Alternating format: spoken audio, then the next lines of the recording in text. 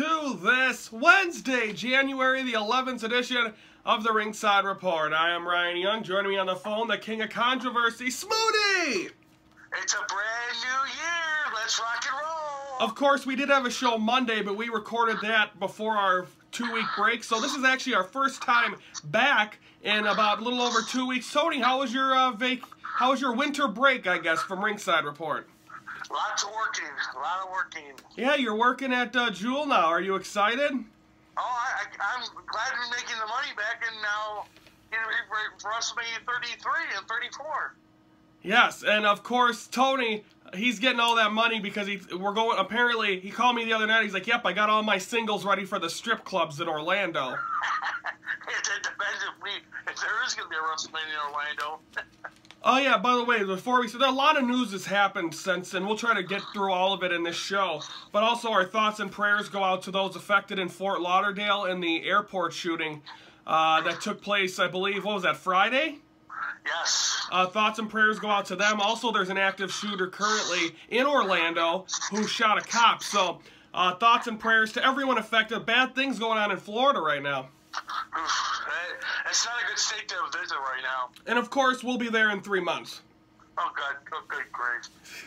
Okay, let's recap Monday Night Raw from Monday night, and that was in Nolans.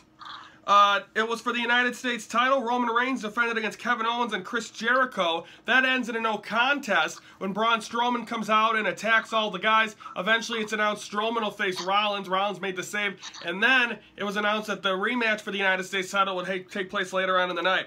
Braun Strowman versus Seth Rollins, double count out. So the first half-hour Raw, and I put this on Twitter, was a complete waste of time because we really didn't get anywhere. Jack Gallagher defeats Drew Gulak. Shawn Michaels comes out and he does this thing with Rusev and Jinder Mahal and then Enzo and Cass because apparently Rusev wants Lana in one of HBK's movies, which I put on Twitter but got no reaction to. Shawn Michaels has been in more more theaters than The Miz because all The Miz's movies go right to DVD. Big Cass defeats Jinder Mahal, and then Shawn Michaels gives a sweet chin music to Rusev. Neville defeats Lindsay Dorado. Sheamus defeats Gallows. Mick Foley comes out and says, he's saying all night, Undertaker's gonna be here. Stephanie comes out ready to give the performance review. Then, all of a sudden, he's like, you know what? He's not here. We're gonna give it right now. Right before she fails him, Undertaker comes out and announces he is going to be a part of the Royal Rumble on January the 29th. And then he says, no one controls me, and looks right at Stephanie. Ooh. Charlotte and Nia Jax defeat Sasha Banks and Bayley. New Day and Titus O'Neil cut a promo. Poor Titus O'Neil, he still can't bail and run with the keg. And then what else do we have? We had then Kofi defeated Titus O'Neil. Then the United States title on the line. Chris Jericho gets the pinfall and is your new United States champion. First things first, Tony, we'll talk about that. You know what this means, right? It's time for the Rumble. But you know what it means for Roman Reigns now, right? Yes, it's time for him to finally focus on that world title that he rightfully lost. And it's not been a good Royal Rumble for him the last 4 years. Last year he had to defend the title in it. Yeah. So, it's not been, go ahead. No, go ahead. It's not been a good 4 years for him, or 3 years for him. No, it has. 2014 he lost the Royal match to Batista. He won in Philadelphia the controversial 2015 Royal Rumble. That's when The Rock came, right? Yep, and it was not supposed to come out. And he got booed. Yep, 2016 he lost. He starts #1 in the Royal Rumble and loses the title to Triple H in controversy fashion. Yep. But with Jericho in the Shark Tank, can Roman Reigns focus and become World Heavyweight Champion again? We will find out. How big is it that Undertaker is going to be in the Royal Rumble? Well, you know, Undertaker hasn't been in the Royal Rumble since 2010, I believe. That sounds about right. I'm not corrected, but I have to look up it. Yeah, but Taker, it's been a rough couple Royal Rumbles for him too. But him looking at Stephanie, it's like last year when he looked at Vince McMahon and choked him out and said, "You're not in control me. I'm gonna do whatever I feel like. I'm not your bitch, like this Smoothie! Well, that's what he called him. You naughty guy. But I don't know. Mick Foley. I think this is gonna. I've heard the storyline that this might be the last run of Mick Foley's Raw GM, because I believe Stephanie might fire him to the summertime and bring in a new general manager. It might be Triple H. During our hiatus, I was able to buy myself a tablet, so now I can finally look up this stuff as Tony continues to blab. So Tony, keep talking. So, anyways, it's just yeah. Actually, we're gonna take a break. That was Raw. When we come back, we're gonna preview Ring of Honor and NXT. Plus, I'll have an answer about when the last time we had last time Undertaker was in a Royal Rumble. That's all next. We'll be right back.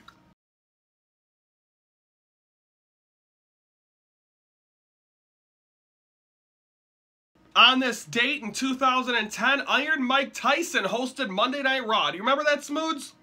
All I remember is Jericho turned around to get KO'd by Tyson.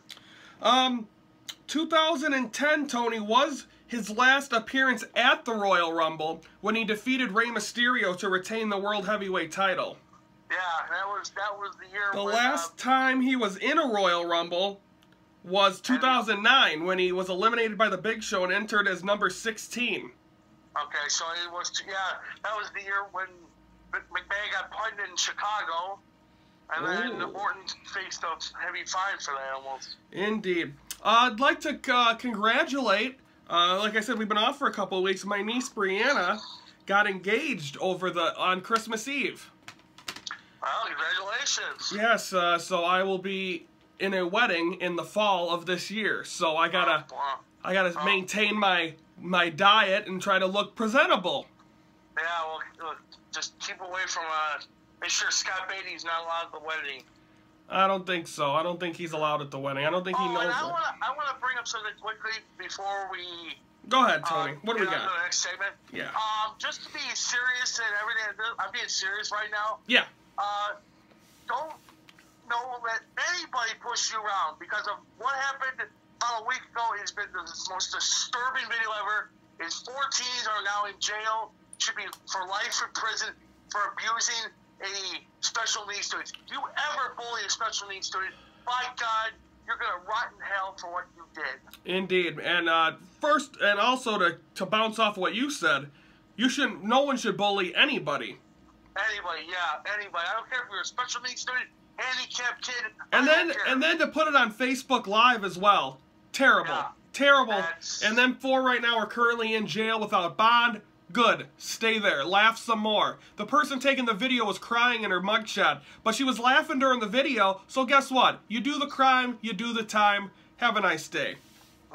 Okay, let's preview Ring of Honor and NXT. Ring of Honor back at it. And Tony, we're going to see the return of Milwaukee's worst, and that is Silas Young and the Beer City Bruiser. Yeah, I want to quote something. I think Kevin Kelly is a piece of garbage for what he What did he say? I guess he said on the one of Matt Winchester posted on Facebook that said that the Beer City Bruiser should not drink or bring a beer to the ring. Ooh. It's stupid. It's something about beer can. The Beer City Bruiser brings a beer can to the ring, and Kevin Kelly says he should not bring a beer can because it is stupid and unhealthy for people to see or whatever it was. I don't know, but it's good story, Tony. Yeah. We're also going to see the next edition of the Decade of Excellence tournament. We're going to see 2 matches: Jay Briscoe versus B.J. Whitmer, and Colt Cabana versus Chris Sabin. Your predictions. Who do you got? I got Colt Cabana and Jay Lethal. I think they're going to qualify. No, Jay Briscoe. Oh, Jay Briscoe. Jay Lethal's in next week's match. Well, Jay Briscoe is a wonderful wrestler, and Colt Cabana, now with his best friend CM Punk around, he can now worry about wrestling and Ring of Honor. But the problem is, when are we going to see broken Matt Hardy? Funny you mentioned this. Have you seen this episode already? No, I don't get Ring of Honor. Oh, you don't? Young Bucks are coming out, and they're going to address the Hardys on this edition of Ring of Honor, and we'll bring that up to you on the results on Friday's show. I thought they weren't, apparently I heard reports that they weren't even going to talk about this because that this isn't supposed to be a televised match because they're under contract, the Hardys with TNA, and they can't do an independent show that's televised. So they might be doing the show in Florida when they're there, the Supercard, but not sure yet. But they're addressing it. And also, Matt Hardy keeps bringing up the Bucks of Youth and TNA. So I don't know what's really going to happen, but we don't have time to discuss that. We'll talk about that on Friday. Also, NXT tonight, the Revival looking to get them tag team titles back. They're trying to get back in the title picture. Bobby Roode's the #1 contender for TakeOver. A lot of big stuff coming up on NXT tonight. Yeah, a lot of they're coming back recently from Australia. Wonderful tour over there. They did a couple 2-hour specials. One from Osaka, Japan, and then one from Melbourne, Australia. So a couple of nice shows. And here's my question. What's your question? I was reading something last Saturday night while I was at my friend's house, and I was looking. It says Shinsuke Nakamura is going to stay in NXT.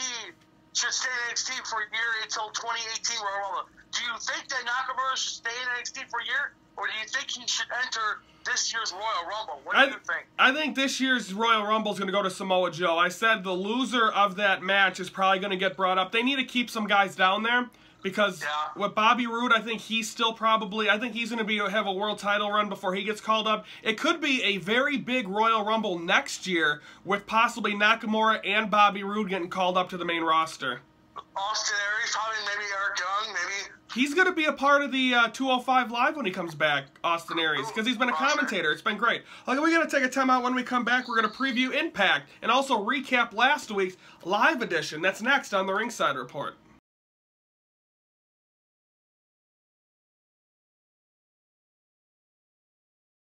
Happy birthday to the one man that Scott Beatty always tells me I should get in the ring with, Abdullah the Butcher. He's 76. Tony, is he still alive? Yeah, he's still alive, but I guess he's somewhere eating something. I don't know. Tony, you were just full of knowledge today. Yeah. Okay, Impact last week was live, and they're doing tapings all this week, and apparently there's rumors they're going to be doing tapings in March. I'm hoping they mean March 31st when we have a free day in Orlando, because and we're supposed to go to Universal that day. It would work out perfect for us, Smooty. It would. But we'll see if that happens. But anywho, TNA Impact live edition last week. Eddie Edwards comes out. Lashley comes out. EC3. Them two want an opportunity at the title. They have a #1 contender match, or no, a triple threat match later on in the night. TNA or Impact Grand Championship. Moose defeats Miracle Mike Bennett. Rockstar Tony. Rockstar Spud. He loses to Hornswoggle. And then he quits. So apparently his contract's up with TNA. When you lose to a 1-year-old in Hornswoggle in a span of a month, it's time to go. Yeah, it's time to maybe you can join WWE and maybe. And then we have the Fact of Life. He can talk again. It's a new year, remember?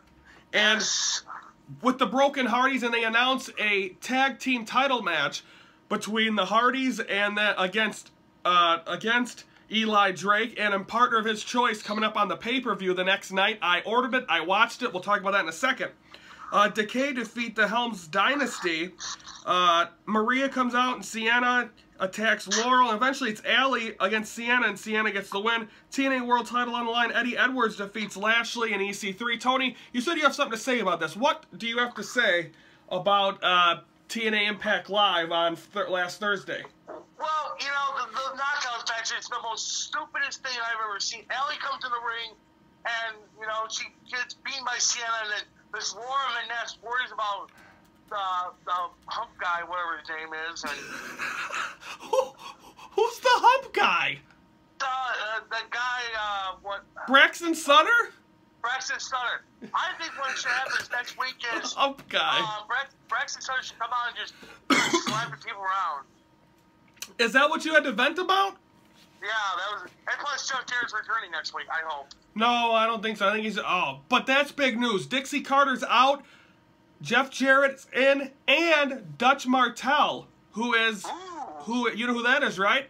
Yeah, The guy that used Zeb to Coulter. be so racist. Zeb Coulter, the racist guy. Yep. So they're going to be doing booking apparently, and Tony, there is some breaking news in TNA we can't talk about because of spoilers, but we will get into that in the weeks to come. Some big news and some titles are changing hands on Impact tapings. We'll let you know. We'll keep you posted. This week, last man standing match.